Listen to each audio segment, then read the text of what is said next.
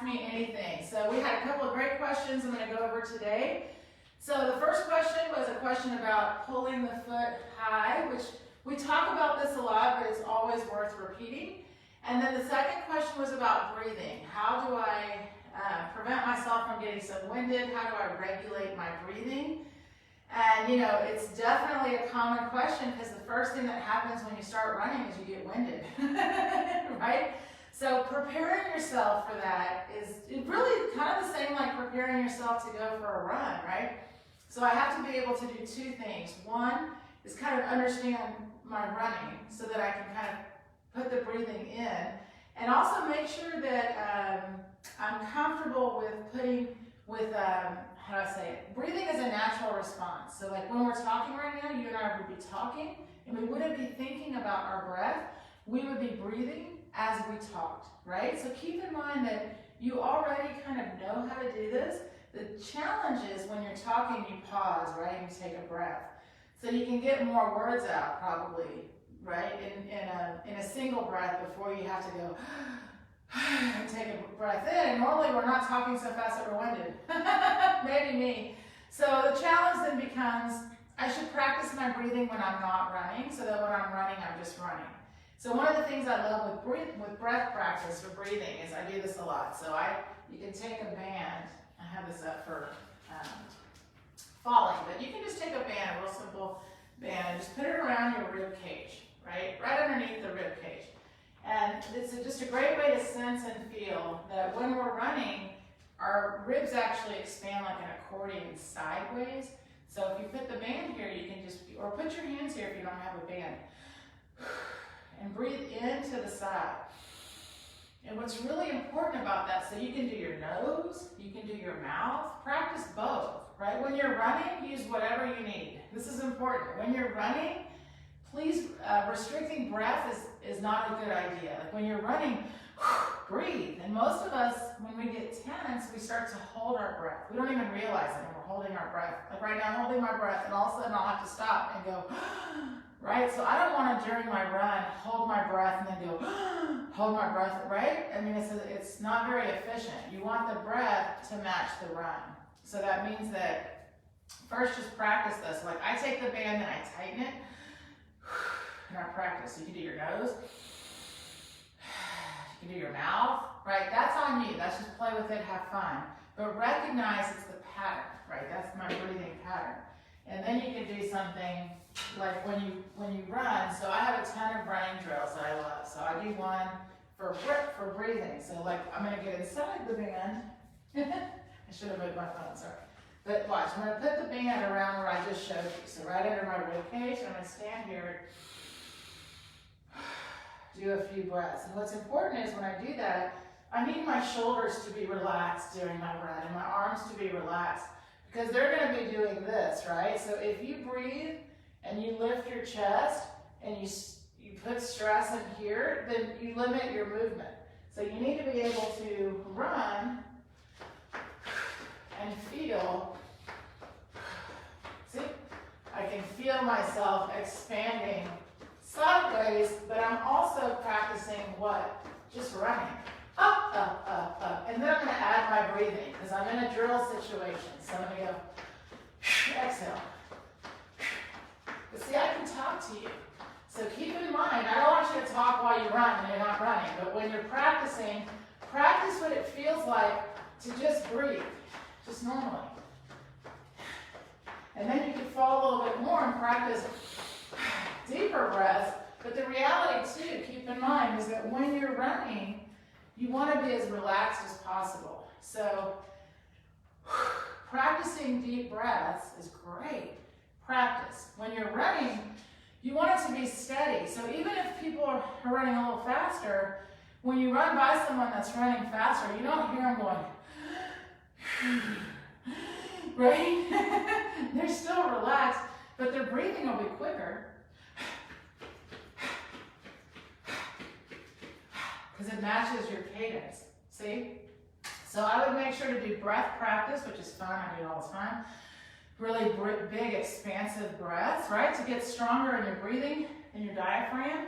But the reality is when you're running, you want to have no tension in your neck and shoulders. So if you're struggling to breathe, and you also feel like tension in your neck and shoulders, the first thing I would do is exhale. So you release tension. But the number one thing, guys, and this is what we're going to talk about next, is what am I doing while I'm running, right? If I'm really having tension in my breath, then I would say to you, if you were my client and I was coaching you, that you were probably trying to fall more than you could hold. And let's really check your alignment. Let's check your pose. Because if I'm here and my ears, shoulders, hips are in line, I can breathe.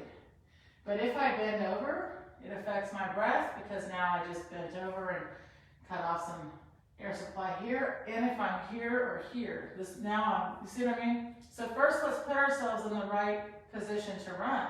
Then do your practice. See how important that is?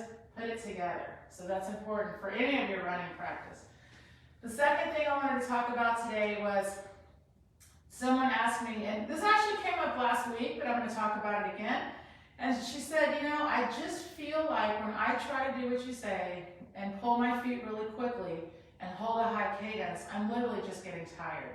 I'm getting tired, and I feel like I have a short stride.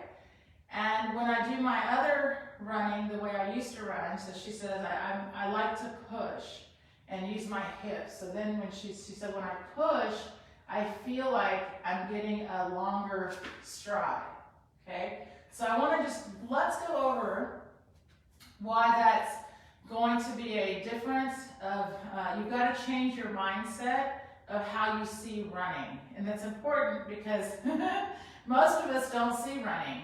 We talk about running and we see people moving their arms and legs, but it's hard to really see the action of running. So one of the things that I would encourage you is to just do something like this. So I just got a little step, right? You can do this in front of a curb. Just find a line, just anything where you can sense, okay? So I'm going to use this step, and first I'm going to face this way. So I wanted to show you that if I push my back foot, right? So if I'm going to take my run and push, then if I push my back foot, all I'm going to do is kick that curb. I took all of my effort and all of my energy, and I took that leg and I pushed it, and it went back. Because every action has the exact opposite reaction, right? We know that. So if I push my leg back, I know the thought is that I'm taking my body forward. And you, in a sense, are. It's going to go up first because you're kind of jumping. But yes, if you just simply push off your back foot, and you guys could try this, just do a big old push. Push. Okay. So here I am. But now what? I'm stuck. If I just simply push that back foot again, you see I'm not really going anywhere, and my back leg is going back here, and the rest of me is going forward. So now you're going two different directions. And here's the challenge, and it's kind of helpful to just know this. We all run through the pose. So it's nothing I made up. It's nothing Dr. Romanoff made up. It's just something he observed and realized and said, wow, if we could help people see this, they could get so much more efficient in their running. Most people have no idea that they have a running pose, or even what their running pose looks like. So if you're thinking about a different movement altogether that's not even really involved in running, imagine what you're missing out on. So because then you say, I feel like I have a longer stride length. And part of it is because the sensation you're looking for is this, right? And you're thinking, I can really feel myself moving. The challenge is you're not moving as efficiently as you could be moving, but because you've done it for a long time, it feels comfortable for you. Does that make sense? I pushed for years. I was a pusher and a reacher, both. I would push and reach. Okay? It's not a judgment. It's okay. Because now I can think differently. Here's your challenge.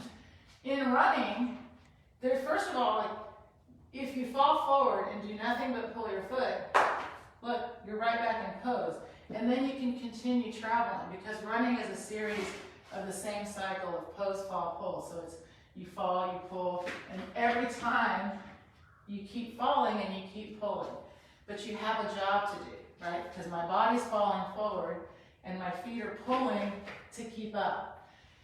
And I know it's a challenge because I don't have a lot of space to show you guys, but I want to make sure you understand this is important. It's a concept. You only have to pull your foot up from the ground. That's it. Then you have to let go of the foot. That's a challenge. That's your challenge. And it's a skill, so you can learn how to do it. If you would get more and more comfortable with realizing that the effort in running is all cardiovascular, you should be having to practice your breathing. Your feet should feel light and quick. So it's not about the length of your stride. I want you to think more about in the beginning, it does feel awkward. And I totally relate to this, that you're having to pull so much or so quickly. And so some of us are like, oh my gosh, I'm really tired. And the reality is because if you try to just control your legs, it'd be like if we were doing an aerobics class in place. I mean, we'd all be winded, but we didn't go anywhere. We'd sit here all day. Woo! Maybe we'd add some arms. I mean, you understand we're not doing anything. We're just actively pulling our feet, which is a movement, but we're not running because there's no falling. And so what happens when you have to practice this, guys, you have to just think it, right? I have to let my body weight go forward, and the pull is actually a natural response. So you want to start thinking, I want my foot to come with me. And then all that is the hamstring does that. So really just knowing that makes a difference. So in place, we practice the full pull. When you run, you simply break contact with the ground, but you've got to give that hamstring time to finish the pull. So you'll actually learn a lot about running just by kind of thinking about the movement. So I want to finish with something here. All right. When you run, I talk about the foot lifting up. And for some of you, the challenge is like the woman that asked the question, when she feels her foot touch the ground, she takes her foot and she pushes, right? That's her feeling right now. I want you to start thinking, I want to take your body weight off the ground. You want to go forward. So think about how much more efficient and smooth a runner looks when their body weight is forward. And you see it in running. But guys, here's the challenge. It feels so powerful to push because you can go, and you can really feel, and like you're doing it. And I did that for so long, so I understand that. What I want you to start to think about is more of this. When you're running, your lifted foot, right, is going to come down. So if I'm in pose, my lifted foot's going to come down. I want you to start getting stronger in that sensation, that when I sense my body weight, I pull. See, I feel my weight, I pull. And getting stronger in that sensation. And then say this would be like a 10-minute mile. It's still 180. I'm going to use this foot. All right, look. Up, up, up, up, up, up, up, up, up, up, up, up. You see how I don't need to go any higher than breaking contact with the ground. So if I'm running a 10-minute mile, guys, my height of my pull is this. Up, up, up, up, up, up, up, up. Okay, that's it. It's not going to pull higher than that. If the appearance is higher, that's fine. That just means your hamstring has elasticity and it pulled your foot up. It's not you. It's not you. So when you see people running and you look at their pull height, please don't try to mimic that part of it. That part, that height, it's your hamstring doing that. Let that happen. I'm going to answer your question real quick. Let me just show you something. Oh, I gotta go this way. Okay, say I'm running faster. The reality of running faster is the foot's going to hit the ground quicker. So here's my 10-minute mile, right? Then here's my faster. And if I run faster, not only does my foot touch the ground quicker, it also pops up a lot quicker, you see? But I can't do this in running if I push or reach. I simply have to get more and more comfortable with up, up, up, up, up, up. And it's always going to feel like that. So if you're running faster, you're trying to fall more, your foot's going to pull higher. Your cadence is going to go up. But the movement itself is light. It's not heavy on my legs. Whew! It's heavy here in the cardiovascular. muscular as it should be, because you're always unweighting and you're using your own muscle elasticity. I saw someone had a question. Okay, how about the ankle flick? Okay, so the ankle flick. So when you pull your foot from the ground, right? So I'm going to do a little here, like that. Okay. Pull. Right here is when the pull ends. And so the ankle flick that I think you're saying is right here. But you realize that right here, I sense my body weight. So I'm unweighting my foot. So I weight. But is my ankle lifted? Yes. Am I myself thinking of my ankle? No. And that's important because the ankles need to be relaxed in flight. So if any of you guys jump rope, anybody ever jump rope? So when you're jumping rope, you are sensing, and you can hear or sense when the rope hits, it's time to pull, right? If you jump rope. Something to keep in mind is we're teaching ourselves that same sensation that when my foot touches, I pull. I pull, I pull, I pull. What we see as a ankle flick is simply that when I release the foot, gravity has my foot. So gravity has your foot, or say gravity holds your hands, that's why it's pointing downwards. But I'm not pointing or flexing. There's zero tension. So just remember, when you're doing a ball of foot hop, which is the foundation of your run. So I start people here, nice bent knee, to feel that sensation. And you see, I really have no thought of my ankle. I don't care of my ankle. I care that where's my body weight? It's on the ball of my foot, and that it's that up, up, up, up, up, up. I never have to do more work than that. So then when you're running, you feel that same sensation of up, up, up, up, up. You releasing the foot just lets that hamstring, see what I mean?